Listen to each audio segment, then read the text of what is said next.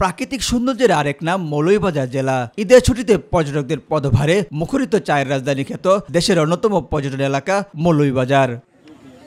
আঁকাবাঁকা পথে সারি সারি চা বাগানে পর্যটকদের মন কাটছে সবুজের সমারোহে। প্রকৃতির এই অপরূপ শ্রীমঙ্গলে যেদিকে তাকানো যায় সেদিকেই যেন সবুজের হাতছানি। তাই তো বরাবরের মতো ঈদের ছুটিতে এবারও পর্যটকরা পরিবার পরিজন নিয়ে ছুটে এসেছেন এই জেলায়। ঈদুল আজহার ছুটিতে আমরা এই জন্য দুপুরের পরে একটু বের হয়েছি ঘোরার জন্য। শ্রীমঙ্গলের অনেক জায়গা লোকেশন ঘুরে ঘুরে দেখছি, তো আসলে অনেক ভালো লাগে। এখানে চা বাগান আছে, ওখানে ঘুরলাম, তারপরে লাউয়াছড়া উদ্যানে এখানে আসলাম, লাউয়াছড়া বনে আসলাম।